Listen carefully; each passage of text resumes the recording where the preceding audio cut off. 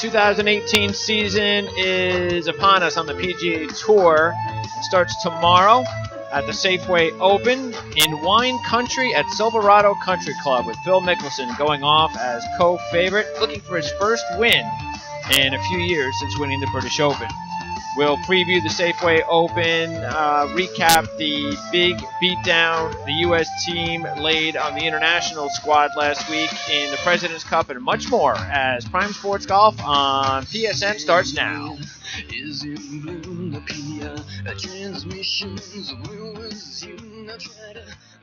All right, it is a Wednesday, October the 4th, 2017. I'm your host, Greg DePalma, and that's right.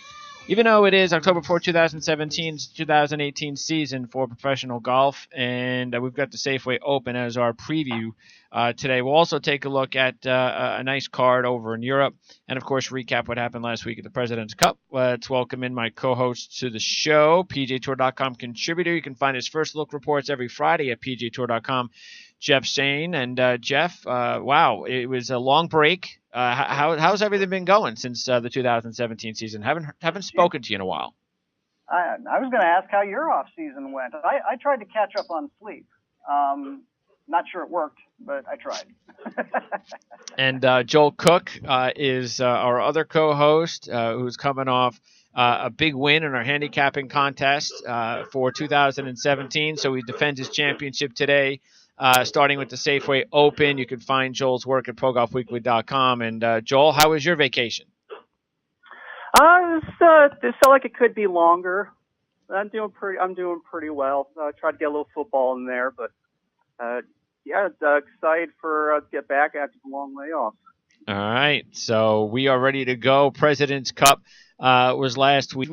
We warned everybody, didn't we, Jeff? We warned everybody that this had the potential of being a major smackdown, and it was probably even more so than we anticipated. But the writing was on the wall.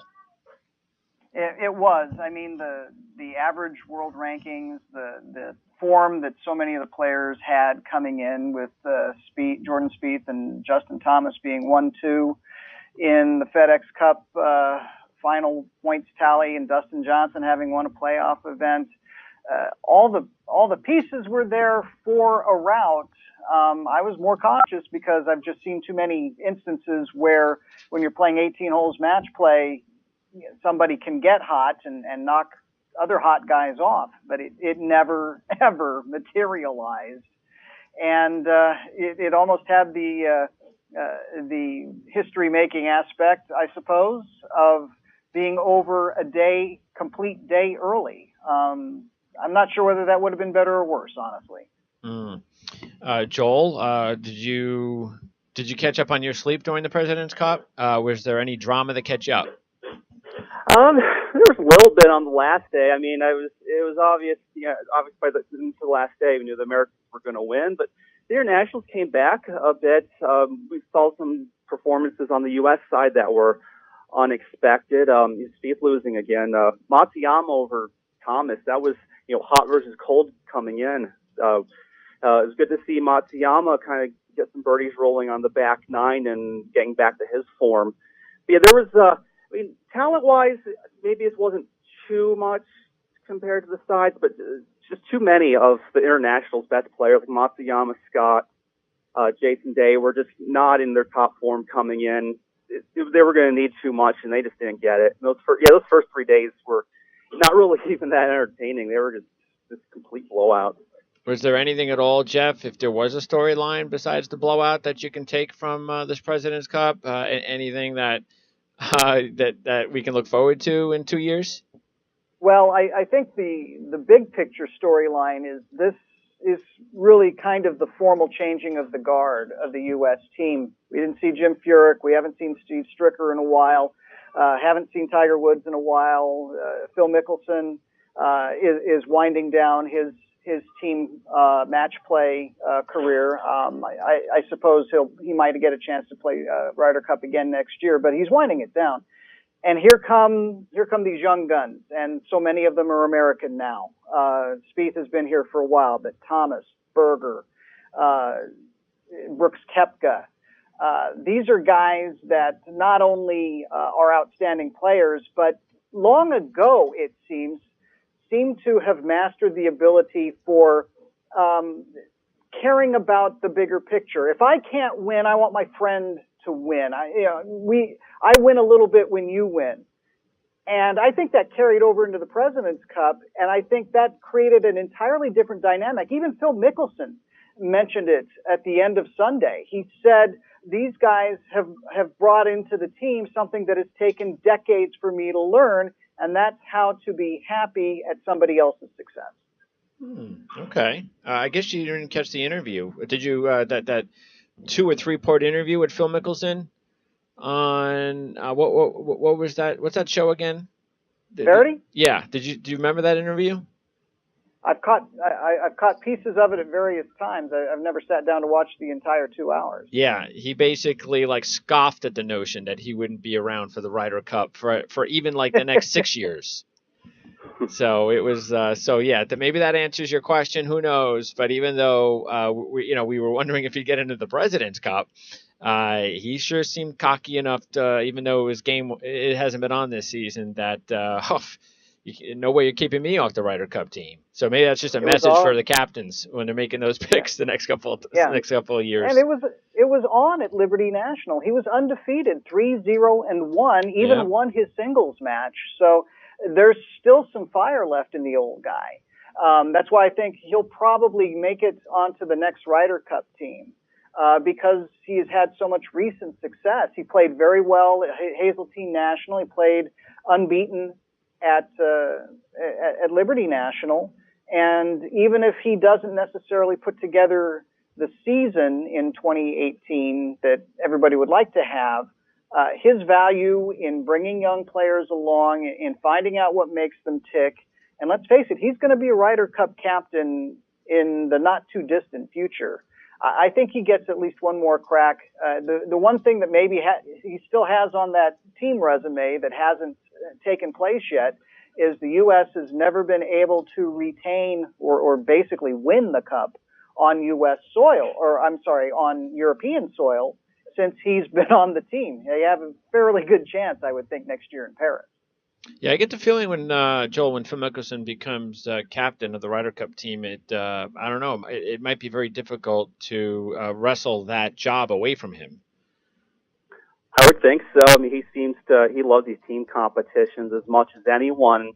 It'd be great to see him back at the Ryder Cup next year. It's just going to be a lot of competition, especially for those automatic spots. Because he's got all those young people that he was facing. They get on his team in the President's Cup. And you're looking at guys like Patrick Cantlay, Xander Schauffele, Brant Snedeker should be back healthy, and that's not even including some of these younger, the Peter Uihleins, and he's going to have to play better than he did this year to make it automatically. I mean, obviously he's a kind of a gimme captain's pick, but if he ends up too far back, I mean, I don't know. It's always we saw that situation with Bubba Watson last time where they kind of had to make him an assistant pick. But yeah, obviously Phil's going to want to be there. He's kind of the hardest pull of the team, and it'll be interesting to see how that shapes up. And what do you think about Paul Dunn's win over in the British Masters? I know that you picked him at one point when we were talking about one of those events a few months ago, and he's a very good young player. He hasn't been able to get over the hump, but he sure did last week, holding off Rory McIlroy. So maybe we should watch out for Paul Dunn in 2018. Yeah, especially with that final day. I mean, we saw him take a 54-hole lead into the Open that one year, and then he didn't necessarily disappear, but he didn't quite take off the way we were expecting either. I mean, he was just putting on a tee to green clinic there. It just seemed like he couldn't miss, and it was nice to see Rory, in the mix again. But yeah, Paul Dunn, it's gonna be great to see if this kind of sets off his career a little more. We know he has the talent, and we know that he's good and that he can get close. But we hadn't seen him quite pull through, and this should be huge for him going forward. All right, so web.com. Also, by the way, is in the news with Jonathan Bird's win, Jeff. Boy, that's a name we haven't heard in a while. It really is. Sometimes guys just fall off the map between age and injury, and Jonathan Bird hasn't had a full PGA Tour card since 2015. He's been kind of kicking back and forth with one foot in each tour the last couple of years. and honestly had to be talked into playing the Web.com championship by his wife. He had missed the previous 2 cuts, didn't think he was going to be able to pick up his card. His wife said, "Hey, you're an hour away. Just go give it what you got." And he winds up winning the thing. He's back on tour as a full-fledged member now for the first time since 2015, and he's always kind of been one of those kind of like the Justin Leonards and even guys that have won like Zach Johnson, where he's not a long hitter. The dynamics of the game have changed during his career, and he's struggled to keep up. But very good performance out at Atlantic Beach Country Club.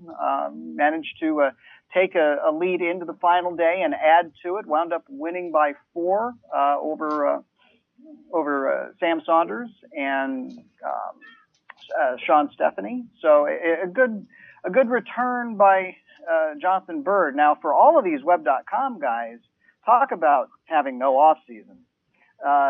They finished their rounds on Monday afternoon in Jacksonville, Florida, and they have a Pro-Am to play 48 hours later in Napa, California. So I'm not sure why the schedule was put together the way it was. The Web.com finals had a break in the middle of it, and they played the final event opposite the President's Cup, and there's no break to the start of the new season for those guys at whatsoever. I don't understand that.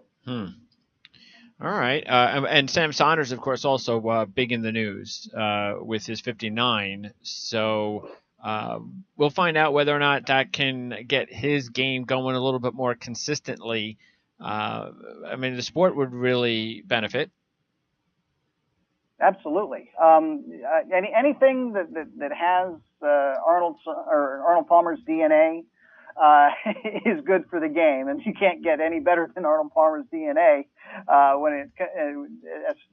as far as Sam Saunders. And I think that it might have been a little uncomfortable early on in his career because he was trying to obviously make a name for himself as a player and find his footing on the tour. And even though he's not a top 50 in the world player, at least to this point, he's become comfortable with who he is as a golfer, and he's really now, in his grandfather's death, started to kind of embrace carrying on that legacy as well. It'll be interesting to see how his career progresses here in the next few years.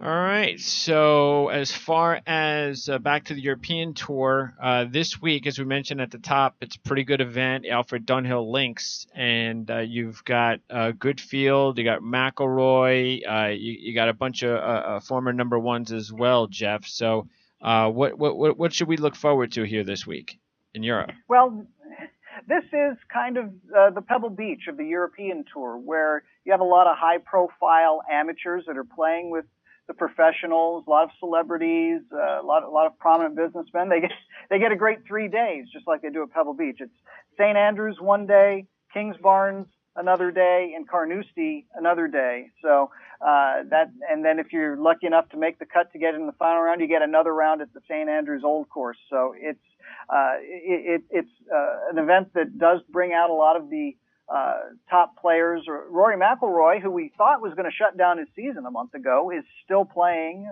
He's actually going to play with his father this year, so that's kind of an interesting twist to that.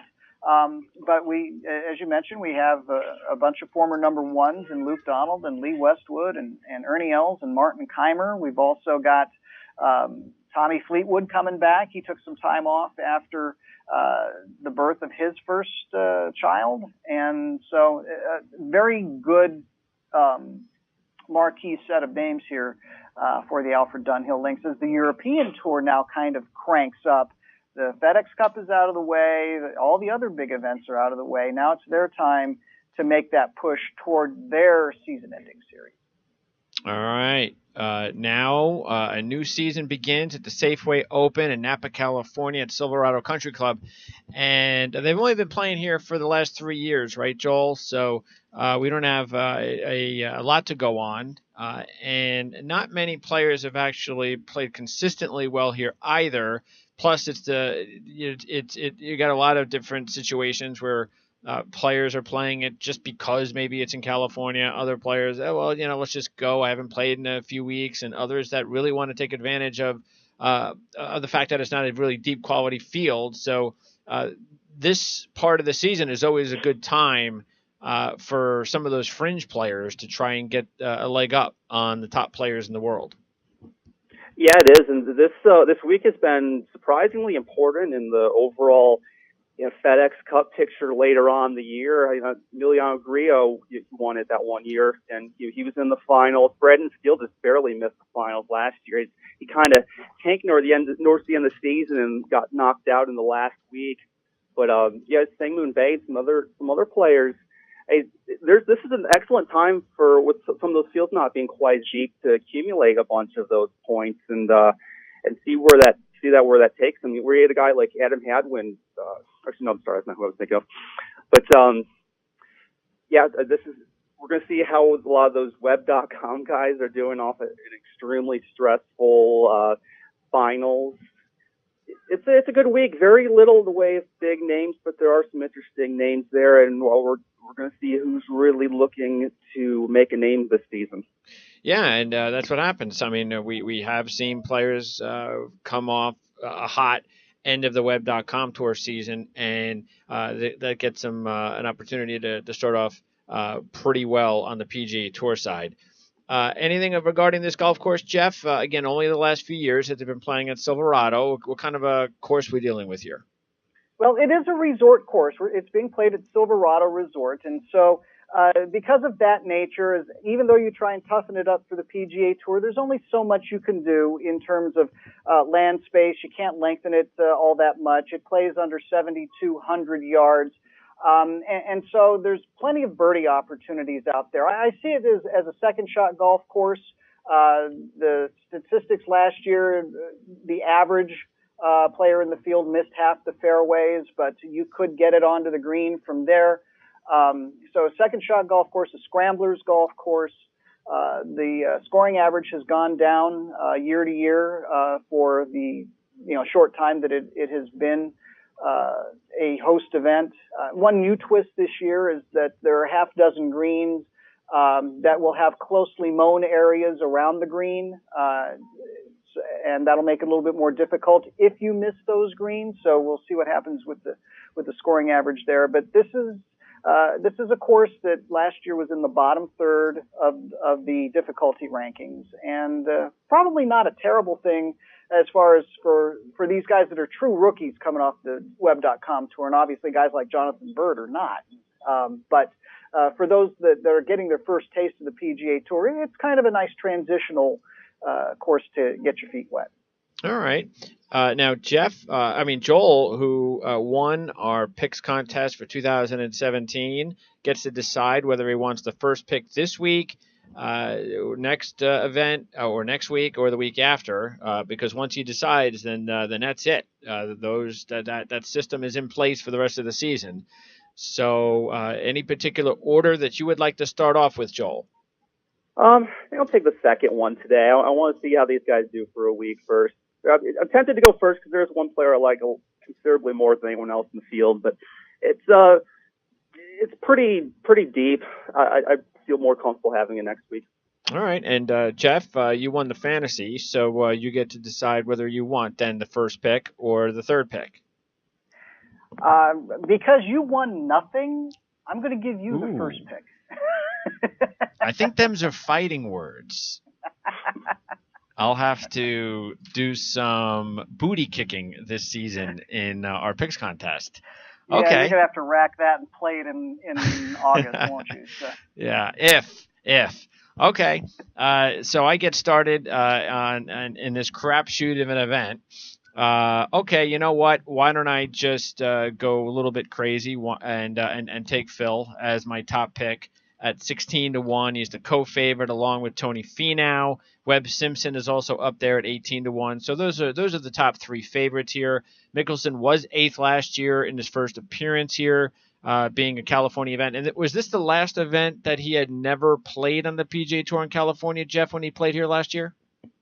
Well, that's true, and that's perhaps largely because it's a relatively new event. This event actually started in the Scottsdale area, and then with a sponsorship change moved to Northern California back about 2012. and was played at Cordoval before moving to Silverado. And Mickelson, we all know for the longest time, would just shut it down after the Cup, whether it was Ryder or Presidents, and not play any fall events. He's kind of changed his tune a little bit on that. I think it's because he likes Silverado. And it's a chance to get some early points, and he's, playing just one more week in terms of this stretch before perhaps he really does step back for the rest of the fall. But he finished 8th last year, so California events always agree with him. Yeah, and he'd like to get that monkey off his back because it's been, are we into now, is this going to be the 4th season? So he hasn't won since the last 3 seasons, correct? On the PGA Tour? I think the way I look at it is it has been over 4 years. His Open Championship victory was in July of 2013, and so we are now 4 years and 2.5 months since his last victory. That's quite a bit. So I think that is over. We're getting close to 100 events. So. That's quite a bit for Phil. Yeah, and maybe he can break that streak before it gets to that number. Okay, so that means, Joel, you have the second pick, sir. Who are you taking? Yep. Well, this shouldn't be a surprise based on my recent picks. Tony Finau. I like the other co-favorite better. Tony Finau, tied for 7th in his last 2 starts. He doesn't seem to have a weakness in his game right now. He's 4th off the tees. Last year, he was ranked highly in greens and regulation, I think 17th. He showed in the playoffs he can putt now, too. He's going to have a huge season this year. He should be very confident going into this, looking at who he's going up against. I think he's a great bet. 16-1 with this field, I think is excellent for him. All right. Yeah, he's only got one. Now, let's keep in mind, Finau has 2 professional wins, one on the Web.com tour. The other was in Puerto Rico. Yeah, so he hasn't really won in it. Now, again, I'm sure if he wins this one, it'll be, but he hasn't won it during the real season. But no, this would definitely be a much better step up for him. And we'll see whether or not he can have that big season, because when we do our fantasy picks for 2018 in January, then Jeff and I will have to remember how much you like Tony Finau, depending on which category he's in. That's true. We have to strategize on that one. What do you think about Finau, Jeff? Because we know what Joel thinks about Finau. Well, and Finau is playing well at the right time. He had a top 10 at East Lake. He was kind of on the outskirts of being in the mix on the weekend there, and played very well just in general in the playoffs. I think he's one of these guys that is starting to come around. As Joel mentioned, his putting is a lot better. He's not known as much as a bomber as he was at this time last year. He's also a Western guy, not a California guy, but 2 states over in Utah. So I think that there's a comfort zone for Tony. And honestly, if Joel hadn't taken him, I would have. Ooh, all righty. There you go. All right. So then, Jeff, that leaves you with the third choice. So the 2 co-favorites are off the board. Webb Simpson's next at 18-1. Zach Johnson is after that at 25-1. So we do have 2 former major champs, and ready to go here as the next favorites before you start getting into other players, including the defending champ, Brendan Steele, and 2016 season champ, Emiliano Grillo. So who do you like? I'm actually going to go a little bit further into that 25-1 category and take a guy that is a little bit of a horse for the course. He's another California guy, almost won, lost the playoff to Grillo, actually, in that 2015, and has played well toward the close of the FedEx Cup season, and that is Kevin Na. Has he dropped down to 25? That's what I have in front of me. But yeah, if you want to give me better odds, I will. Well, yeah, they were updating as I was looking at them before. They were like calculating and changing every 5 minutes. So All right, so Kevin Na at 25-1 is on the board, and yeah, I definitely was thinking about Na. As you know, I don't like taking him too much because he doesn't perform well for me, but he definitely has been playing well lately and has played well in both visits to this golf course. So if Kevin Na is going to break his streak, then maybe this would be a good opportunity to do that. So how long has it been for Kevin? Uh, it's What are we writing probably in on that here? Phil range too. He won in Vegas. I want to say it was 2012, 2011. 2011. Yeah. Okay. So it's he won that event back in 2011, and he's been a runner-up, by the way, 5 times since 2014. So he just hasn't been able to seal the deal since that win in 2011, and before that, he won back in 2006 on the Web.com tour. So very similar in a way to Tony Finau, because the win that he had back in 2011. Now that win at that event, that was the Shriners, so that was more of a like this event. This was it was like a Safeway kind of fall event back then, right, Jeff? It was a fall event, yes. Okay. All right. So maybe that's a good thing then. Maybe he likes coming through with wins in the fall. I've got the next pick. My first pick was Phil. And, I'm going to go ahead, and I know he has not performed well here, but I'll just do it as a gut feeling because he's playing really well. And that's Webb Simpson with 4 top 15s in his last 5, including third at Wyndham. He hasn't made a cut here yet, though. But so I don't know. Could be the course. It's definitely possible. But if it's not the course, if it was just he just wasn't playing well at the time, then it's a bargain. But if it's the course, then maybe he's not even playing over the weekend. But I'll take Webb at 18-1. Webb is definitely playing better, Joel. So that's a good sign. I know he really hasn't developed yet into the player that we thought he was on the verge of developing into a few years ago. But he's also, personal life, family, that's definitely come into play for him. And maybe now, like we see a lot of times with these young players that have the success, U.S. Open champ, and then the family, it takes them a while before they can kind of figure out a way that kind of works for them and their schedule on the golf course. Yeah, he's kind of figured out his putter lately. That's probably a big part of why he's doing so much better.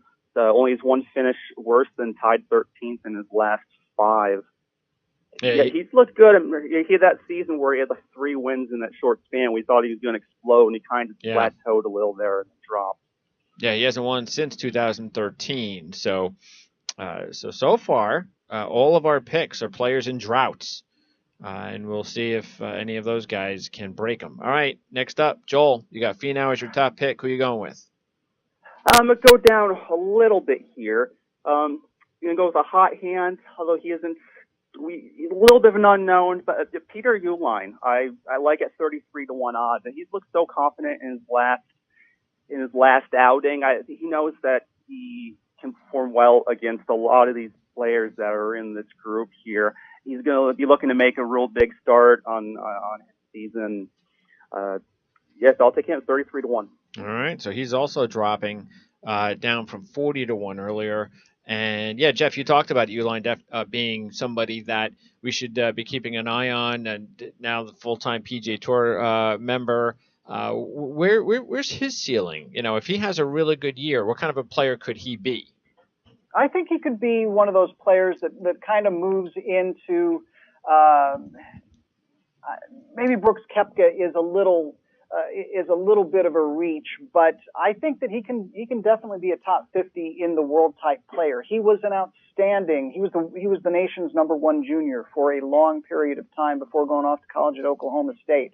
At Oklahoma State, he was a solid player with flashes of brilliance. He won the United States Amateur not all that long ago. The reason he's coming off the European Tour is that he had a career hiccup at the wrong time. He couldn't get out of Web.com Tour qualifying, didn't make the finals, had to find a different path. So he, along with Koepka, decided to go and take the less traveled route, and go through the European Challenge Tour onto the European Tour, and then work their way back to the home tour on the PGA. And Koepka was a little bit ahead of the curve in terms of that, but we've seen where he has gone.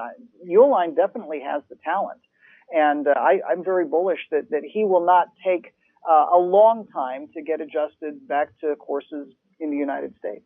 Okay, so might have been a pick for you then, right? He would have been, actually. Joel is taking your picking picks. what I would have picked in the number 2 slot. Well, yes. there you go. See? Yeah, I'm glad I took second instead of third now. Well, actually, Jeff had the chance to go first. So I did. Yeah, I did. But you never know. Maybe this is a good thing or a bad thing. Just because he has your picks doesn't mean that both of those players or either one of them will win. So we'll find out whether it was a good strategy or not, based on the fact that you then took Kevin Na, and then you took another California guy who has been hot and cold, but I think is starting to show better consistency as he has come along and coming off a decent year last year. And I think he's close to a breakthrough, and this would be a perfect place for him. And that would be Jamie Lovemark at 33-1. All right. Yeah, Lovemark, it seemed like his game was also ready to start taking off probably a year and a half ago. Just didn't happen. But yeah, he if his game is on, no reason to think that he can't have a nice season and a player to definitely watch. So what is he, 40-1? I had what I have in front of me is 33, but so again, if you want to give me 40, they're dropping. So Jamie Lovemark has dropped also down from 40-1 down to 33-1, and just like Uline. Okay, so I tell you what. Look, I know that we haven't seen a ton of favorites winning this event, so I get it, but I'll take my third consecutive major champ. I'll take Zach Johnson at 25-1 for third, and Zach is another player looking for a win. He hasn't had one in a couple of years, and just like Phil, hasn't won since his Open Championship. His Open Championship was in 2015. All right, next up, Joel, you got Finau and Uline. Who's your third pick? I think I've taken this guy a few times, but I keep thinking he's really close to winning one of these things. And yeah, we're going to go with Chez Reavie at 33-1. He's done well lately. He had, in the FedEx Cup playoffs, he had two tournaments where he had a 10th and a 12th. He's great. He's hit a lot of greens this year. His putting is fantastic, and he's shown that he can score low when on these birdie courses. He can put some low scores up there. Whether he can do it 4 rounds in a row, I haven't really seen it, but I keep thinking he's so close to actually winning one of these things. So I'll go there with this one. Well, yeah, I mean, again, he has been very consistent, which is why you've been going with him lately. He hasn't missed a cut since the Byron Nelson, so that's a ways back. Fourth at the St. Jude, and 10th most recently at the Northern Trust. So definitely playing solid golf, and also because he's been playing solid golf, he cracked in. He's just basically squeaked into the top 100 at 99th. So first time that he's been able to do that since actually the Byron Nelson back in 2016. So Revie, if you're going to take Revie again, this definitely seems like a good place. He was on my list, but since I went with the players that were still on the board, I didn't have to go that way. But Revie's definitely a player with good odds at 33-1 to keep an eye on. Jeff, don't tell me you were going to take Revie. No, actually, I wasn't. Although, like you, he was on my list. I was looking at him kind of in the alternate slot. But my next pick is going to be a hot hand, and one of these guys that had to kind of step back down to the Web.com tour to find himself. But he was the best player in the Web.com finals, and that's Chesson Hadley. And he's a very streaky player. We've seen that before, but he had a win and a runner-up in the finals. And now gets to kind of start afresh on the PGA Tour. I'll play that hot hand. Yeah, I was thinking of taking Hadley as a long shot. That was a possibility, but it is going to ask. It's going to be a lot to ask for him to continue to play at the level he's playing at. But As we said before, sometimes these players they're playing well at the web.com. They start the season on the PGA Tour at this time of year, and it's a good opportunity for them. The field isn't very strong compared to normal PGA Tour field, so and confidence wise, it really has to. This has got to be it doesn't have to win. But if you could have a top 10 or even a top 20 this week, that could really help him out, because players that have struggled before on the PGA Tour level and then finally make it back and they're playing well as Hadley, you would have to think, Jeff, that it's important to get off to a good start psychologically. Absolutely. Anything that you can pick up and maybe just see your name, even if it's just for a few events, see your name in that top 10, top 20 on the FedEx Cup points list. That gives you kind of a chance to take a deep breath and say, okay, I'm not having to scramble right out the gate. I can play my game, I can plan my game, and not have to feel like I'm already chasing lost FedEx Cup points. All right, now let's go up to long shots, and I'm going to go ahead and take a player with talent. And we thought maybe he was finally going to break through with the John Deere, and I'm glad he didn't, because that was my alternate win this past season in my picks with Bryson DeChambeau. But Patrick Rogers looked like he was going to win that event, didn't. Maybe that kind of hurt his psyche after that. Missed some cuts, hasn't played particularly well. I get that, but it's a new season, fresh start, and it's also a field that he should feel comfortable with. Especially considering he did pretty well last year at this time, was able to get off to a pretty decent start. And the fall part of the season is a good opportunity for these types of guys. And a player, Joel, Patrick Rogers, that if he can get off to a good start, then we're going to keep an eye on, because he's got a lot of talent. And I believe he's still 66-1. Is he? Yes, I'm seeing that's what I have. 6-1 on him. Okay, so Rogers is a player that has a boatload of talent, Joel. So we'll see if he can get his new season started well. Yeah, hopefully. We saw him the John Deere that last round that was really difficult for him, but the talent's been consistently flashing, and if he needs to get his tournament off to a good start. He's going to be one of the more motivated players in the field, I would think. All right, so you're a long shot now after taking Finau, Uline, and Revy as your top three picks. I hit gold last time I went to a 90-1, and there's one in there this time I like a lot too. Keith Mitchell, not very well known, but he's been very hot. Not the baseball player. No. No. Yeah, he's been very hot on the web.com tour lately. Hasn't had a poor performance there in a while. He doesn't have a lot of PGA experience, but did well last time. He's in a T11 at the Valspar. He's kind of a trendy pick right now, but he's one of those some of those web.com guys are going to show up this week. I actually can be one of them. All right. So I mean, are you trying to? Is this because that 90-1 player was kind of in this situation last season? So yeah. Is that what you're trying to do here? You're hoping for, because look, he has played well, as you said. I mean, look, in his last if you take out the missed cut, he's played 11th or better in 5 of those events to end the season. Yeah, he was 6th in 3 of them. I mean, I was originally looking at him as an alternate, but last second I just look at him. Most of these players that are over 50 aren't too much separated from each other. So I thought, I'll put him as a starter. His odds are a little better, and he looks good lately. Now, he did withdraw from the Web.com Tour Championship, but you're obviously that you're not affected by that. It doesn't seem like there's any sort of injury concerns. A lot of players. No, actually, there were a dozen withdrawals on Monday from the Web.com Championship for guys that had already locked up their PGA Tour card and wanted to get to Napa in more of a regular fashion to get ready for their PGA Tour opener. All right. That's in the books. All right, Jeff. So you're a long shot after going with Lovemark, and Hadley. I'll take another hot hand off the Web.com, and he's a guy that seems to play well in California too. this would be a good place for Sam Saunders, maybe to finally get that first win, and especially coming off the 59 and runner-up finish last week. And Saunders is at 66 to 1? Yes. All right, so he's your official long shot, Saunders, at 66 to 1, just like Rogers. And we'll see if he can finally break through in the win column. What kind of a college career did he have, Jeff? He had kind of a Midland college career.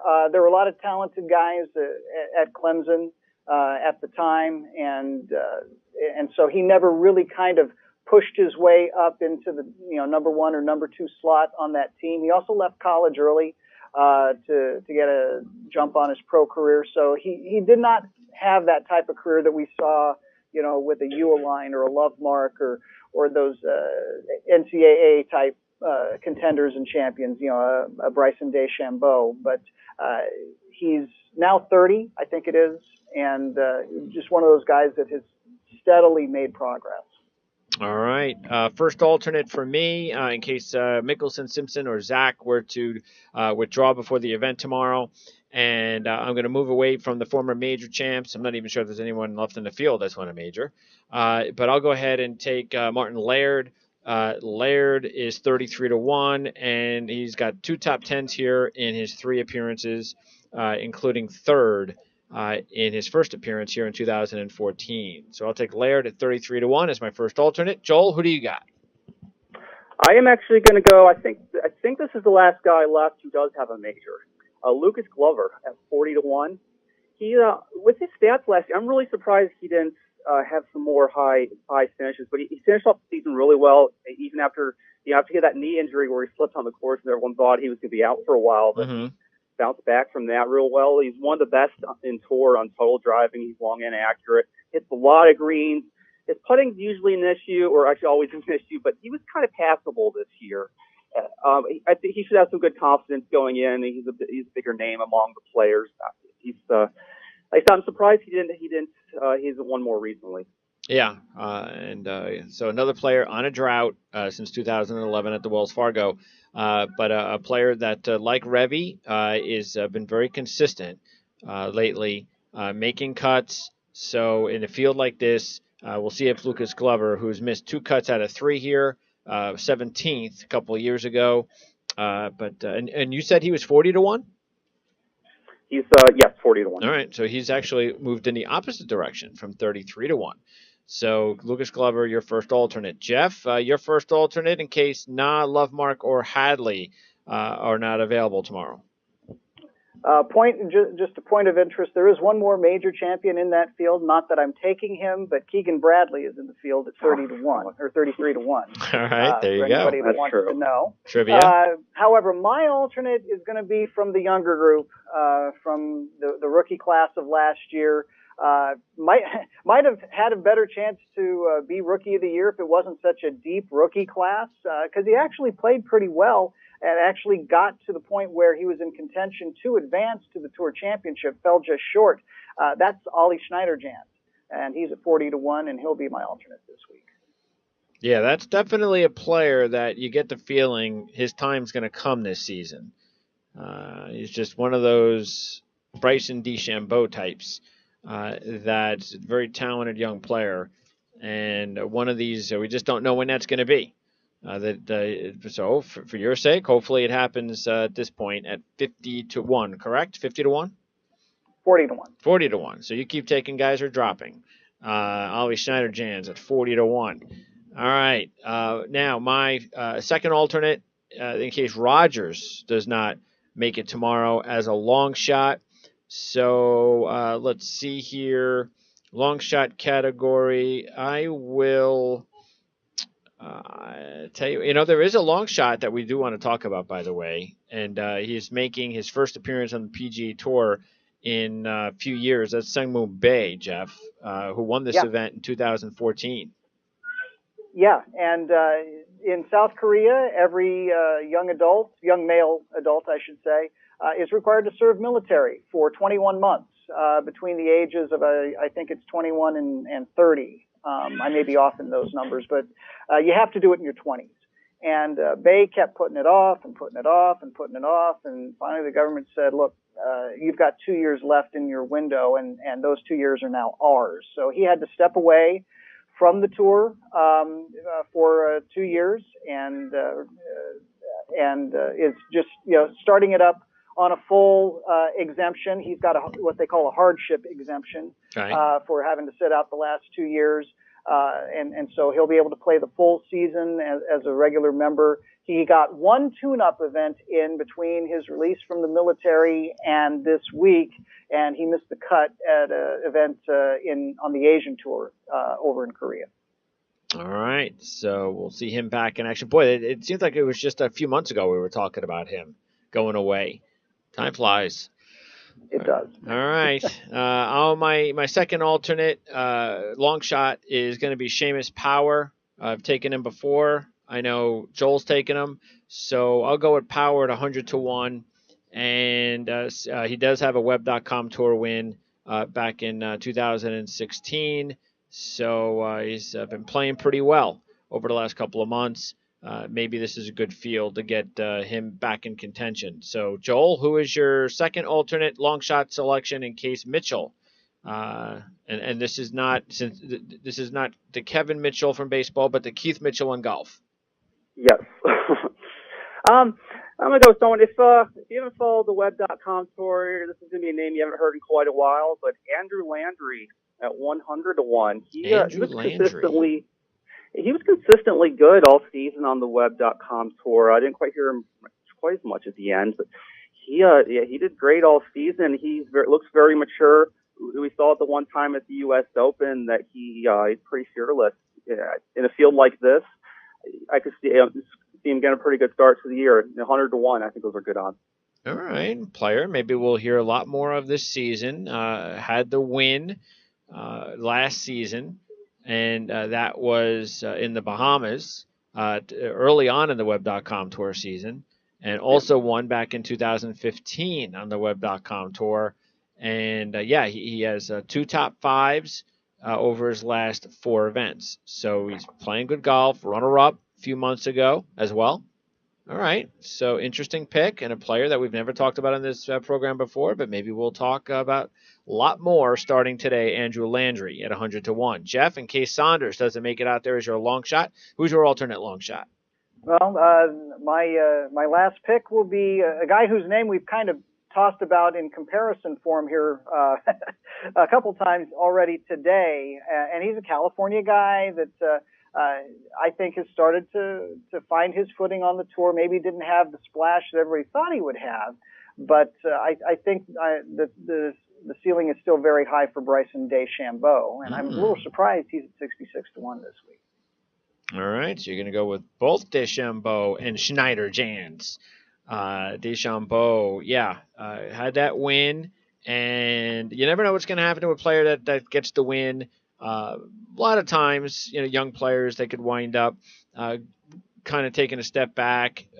It's a big deal to get a win like that, because that was the win that happened just before the British Open, correct? And then he didn't even realize he was going, and then he went, and then he was like 9 over par after 2 holes. Yes, and I think if you're the winner at the John Deere and all of a sudden you're thrust into the Open Championship when you weren't planning for it, and we have seen it with other players, too. Sean O'Hare comes to mind, Ted Potter Jr., where it's a big scramble to do it at the last minute. If you don't have your passport on you, if you're not packed, because that charter, the great thing is that the John Deere does provide a charter all the way to wherever the Open Championship venue is. But if you weren't planning on it and you hadn't packed for it, there's a lot of scrambling going on. All right. And as far as other players of note, let's see. I would probably, the other players I was thinking about Harold Varner at 40 to 1. And, Grayson Murray, we've talked about him this season at 66 to 1. So maybe those were a couple of guys. And by the way, keep in mind, Hunter Mahan is here, so we'll see if he can finally start getting something, which he's been playing a little bit better. But still, of course, nowhere near the form that he was several years ago. So anybody out there, Joel, that you were thinking about? I was going to mention Varner. He's a fighter we've seen lately. He got into those last few events and could have kept going. He was one I liked a lot there. Otherwise, Station was just picked. Also, Grayson Murray's always someone he looked good at times last year. And then, Bud Colley always too. He looks like he'll win one of these at some point. I don't know if he's shown the form quite well yet. Okay. Jeff? Bud Colley was definitely somebody I was looking at. Bill Haas often plays well in California, so that was a potential pick. And then going down into the long shot list, at 75-1 is Scott Piercy. Mm-hmm. In his first start back since, I believe it was June, he sat out the last 3 or 4 months of the season to heal a shoulder injury. And I kind of thought about him with that alternate pick, but usually I like to see what a guy does in his first start or two back from injury. But in this type of field, it may not be a surprise if we saw Scott Piercy with a healthy shoulder zoom up very quickly. Yeah, Piercy actually played well. He was really on top of his game. Really, he's had the best stretch of his career since 2012, but really played well the last couple of seasons in 2015 and 2016. And last season, though, wasn't his season. But then again, like you said, the injury. So, and here's a guy that was third here last year. So we'll keep an eye on Scott Piercy. All right. By the way, next week we'll be talking about the boys in Asia. They take the Asian swing, and it's a 3-week swing now, Jeff? It is a 3-week swing. It used to be 2, but they've added a new event in South Korea, in Incheon. Actually, I think this one is in Seoul, but it is dropped into the middle of it. So we'll have the CIMB Classic as the second event of the season again next week, and then they will stop in Korea before going to China for the WGC event out there. All right. Joel, what do you got for us over at Pro Golf Weekly? Oh, thanks, Greg. Yeah, please check out Pro Golf Weekly at progolfweekly.com. All the stats, videos, the compelling analysis. He highlights best in social media for every pro tour, including the PGA and the LPGA tours. We're a little bit transaction trying to move formats here, but we do have some good stuff on there right now. We have our weekly primer, which is always real in depth. This should give you all the information you need going into this tournament. We also have our field rankings, and there's more about the history and all that. You'll definitely see that there. And again, that's progolfweekly.com for the best in social media. It's a one-stop web portal for all pro golf tours worldwide. And please follow me at Joel J. Cook on Twitter for my latest updates, commentary, and much more. And we'll be doing this again next week. Yeah, looking forward to that. As again, we see Justin Thomas, and then in a few weeks the WGC. So that's a good one. That's the next big one that we're gonna take a look at as far as the PGA Tour is combined. Even though again it is combined with the European Tour, but for the PGA Tour players, it's something to look forward to. But we'll talk more about that next week. Joel, appreciate it. Enjoy the golf this week, and we'll talk to you on Wednesday. All right, thank you. All right, that's Joel Cook. And again, check his work out over at progolfweekly.com. And you've got, of course, your weekly stuff over at progolfweekly.com as well, Jeff. And we want to remind everybody that you can also check out Jeff's Around the Tours report, which is available now at primesportsnetwork.com. And you'll have the early preview of next week's event at pgtour.com on Friday. And also some of the things that people can look forward to in reading and around the tours. What do you got for them? World Golf Hall of Fame information and a few other things?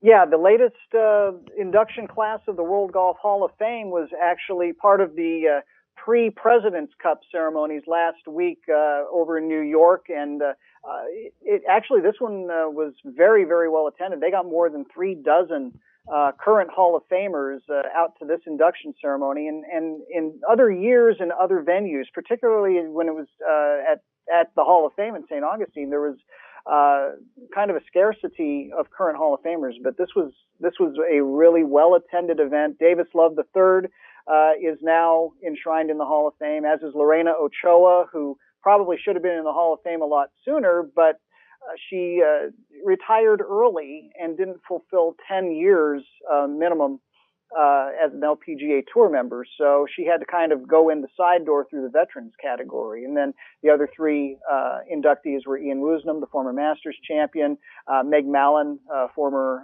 major champion on the LPGA Tour, and longtime writer and broadcaster Henry Longhurst. All right, and some more LPGA news as well, available on the Around the Tours report at primesportsnetwork.com. So once again, next week, we've got ourselves some Asia golf, and the golf this week, Jeff, is all going to be on Golf Channel, correct? The entire 4 rounds. Yeah, that's correct. Now that we're into the fall season, you kind of consider it, the non-conference season, maybe perhaps, if you were to draw a parallel to college football. It's now where all the televised golf is really left to Golf Channel.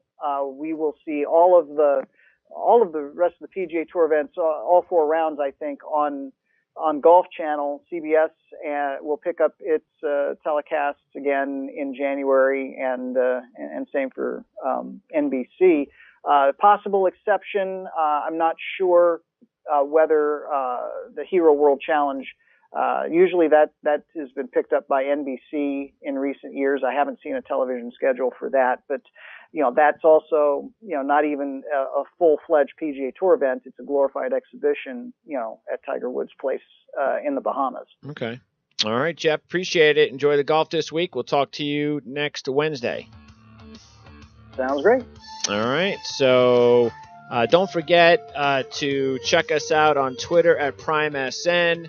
And that is to receive our up-to-date news, opinions, and on-demand programming alerts, including whenever this show and our weekly shows are available for you, either on our website at primesportsnetwork.com or under our iTunes and YouTube pages at Prime Sports Network. Thanks for tuning in to Prime Sports Golf on the Prime Sports Radio Network, brought to you by ProGolfWeekly.com. For Joel Cook, Jeff Shane, I'm Greg DePalma. We'll see you next Wednesday and every Wednesday at noon Eastern. Unless, of course, it's like 12:15 today. And we'll see you next week.